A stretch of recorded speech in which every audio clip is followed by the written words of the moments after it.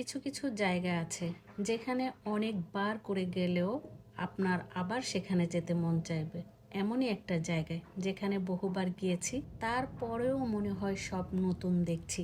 একটু মনে হয় না যে পুরনো সব কিছু বা অনেকবার দেখেছি, এমন কিছুই মনে হয় না। আসসালামু আলাইকুম, আশা করি সবাই ভালো আছেন। আলহামদুলিল্লাহ, আমিও আপনাদের দোয়ায় ভালো আছি। বিয়ের দাওয়াত পেলে সবারই কিন্তু খুব ভালো লাগে। দাওয়াত খেতে পারি বা না পারি সেটা বড় কথা না, দাওয়াতে অংশগ্রহণ করাটাই আমার কাছে বেশি ভালো লাগে। যদিও বিয়েটা খাওয়া হয়েছিল আমার বেশ কয়েকদিন আগে, ভিডিওটা আমার রেডি করা ছিল না, তাই ভিডিওটা আপলোড করতে একটু দেরি হয়ে গেছে। কোনো কোনো সময় মনে হয় আত্মীয় স্বজনের দাওয়াতে অংশগ্রহণ করতে না পারলেও লাইফে এমন কিছু সময় আছে যে সময়ে কিছু মানুষ আমাদের জীবনে ওতপ্রোতভাবে জড়িত হয়ে যায়, তখন তাদের দেওয়া কোনো উৎসব অনুষ্ঠানের দাওয়াত কিন্তু আমরা ফেলে দিতে পারি না। যত কষ্টই হোক সেখানে উপস্থিত হতেই হবে। এই যে আমাকে হাসি খুশি মুখে দেখছেন, অনুষ্ঠানে অংশগ্রহণ করেছি, খাওয়া দাওয়া করেছি, এর মধ্যেও কিন্তু আমি অনেক অসুস্থ ছিলাম। তারপরেও সেখানে যেতে হয়েছে, কারণ যে ভাই আমাদেরকে ইনভাইট করেছিলেন সেই ভাইয়ের মেয়ের বিয়ে, আর উনি বারবার ফোন দিচ্ছিলেন। আর ওনার ফোন পেয়ে আমারই মনে হলো যে আমি যদি এখন অসুস্থ হয়ে থাকি তাহলে আমার স্বামী যাবে না, তাই আমাকে একটু স্ট্রং হতে হয়েছে।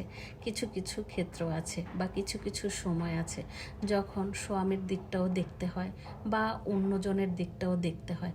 তো ভাইয়ের দিকটা দেখে আমার খুব খারাপ লাগলো, তাই আমি বললাম যে যত কষ্টই হোক যাব ইনশাল্লাহ। আর সেখানে গেলে মনটাও ভালো হয়ে যাবে, শরীরটাও ভালো হয়ে যাবে। ঠিক তাই হয়েছে। আমি যতই অসুস্থ থাকি না কেন, কোনো ভালো জায়গায় গেলে বা কোনো একটা উৎসব অনুষ্ঠানে গেলে আমার শরীর কেন যেন ভালো হয়ে যায়।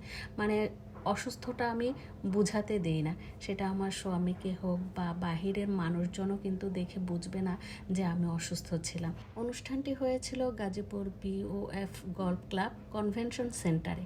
আর সেদিন আমার এত খারাপ লাগছিল, কেন জানেন? কারণ সেদিনে জার্নি করে আমরা সকালে আসলাম কক্সবাজার থেকে, ঢাকা ফিরলাম, ঢাকা থেকে সোজা আবার আমাদেরকে সামান্য একটু রেস্ট নিয়ে চলে আসতে হয়েছিল গাজীপুর, এই যে এই বিয়েতে আসবো বলে। আমরা এই বিয়েতে গিয়েছিলাম বলে ভাই কিন্তু অনেক খুশি হয়েছিলেন। আমি মনে মনে নিজেকেই ধন্যবাদ দিতে লাগলাম। আমার একটু স্যাক্রিফাইসের কারণে সবার মন ভালো ছিল, সবাই আমরা বেশ আনন্দ উপভোগ করেছি।